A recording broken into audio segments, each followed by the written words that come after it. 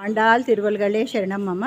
ఇవాళ మనం దుర్గాస్థలి సాహెబ్ నగర్లో ఉన్న శ్రీ కోదండ రామస్వామి ఆలయము, శ్రీకృష్ణ దేవాలయము, ఉమామహేశ్వర దేవాలయంలో ఉన్నామండి అందరము.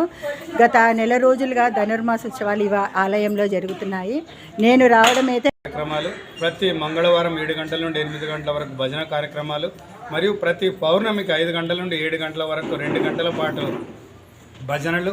ఆ తర్వాత భక్తులు ఎవరైనా ఆహ్వానించినప్పుడు వారి ఇంటికి వెళ్ళి భజన చేయడము, లేదా ఏదైనా దేవాలయంలో వార్షికోత్సవాలు కానీ బ్రహ్మోత్సవాలు కానీ నిర్వహిస్తున్నప్పుడు వారి ఆహ్వానం మేరకు మేమంతా వెళ్ళి అక్కడ భజన కార్యక్రమాలు చేయడం, ఇవన్నీ కూడా 1984 నుంచి నిర్విఘ్నంగా మేము కొనసాగిస్తున్నాము. ఈ ధనుర్మాసం అనేది ఎప్పుడెప్పుడు వస్తుందా అని భక్తులందరూ కూడా ఎదురు చూస్తుంటాము. అయితే చివరి రోజు మాత్రం మేము కొంచెం కన్నీళ్లు పెట్టుకోవాల్సి వస్తుంది. ఎందుకంటే 30 రోజులు అయిపోయిందా అని కొంచెం బాధపడతాం. అది కన్నీళ్ళు అనాలా, మరి ఆనంద బాష్పాలు అనాలి, ఆ భగవంతుడికి తెలియాలి.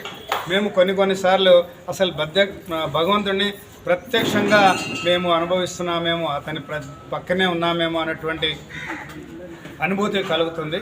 ఇక్కడ ఉన్న వారికి అందరికి కూడా ఎవరై పాడినా, వాళ్ళు ఎలా పాడినా, వాళ్ళ గాత్రశుద్ధి ఎలా ఉన్నా, రాగయుక్తంగా ఉన్నా లేకున్నా అందరినీ ప్రోత్సహిస్తూ వారు భజనలో పాల్గొనేలాగా చేస్తున్నాము.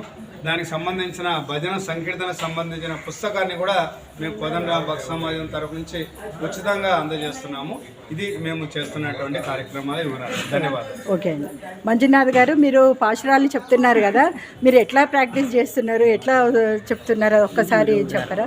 ముందుగా నేను పాస్టర్లు నేర్చుకోవడానికి కారణం మా గురువు గారు ఇక్కడే ఉన్నారు గారు.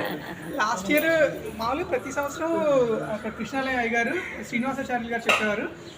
అనారోగ్య కారణంగా లాస్ట్ ఇయర్ నుంచి మా గురుగారు చెప్పారు. మా గురుగారు చెప్పినప్పుడు నాకు నేర్చుకోవాలని కోరిక కలిగింది అనమాట. సో అవకాశం కలిసి వచ్చింది, స్వామి అనుగ్రహం. నేను మా గురుగారిని అడిగితే మా గురుగారు నేర్చుతాను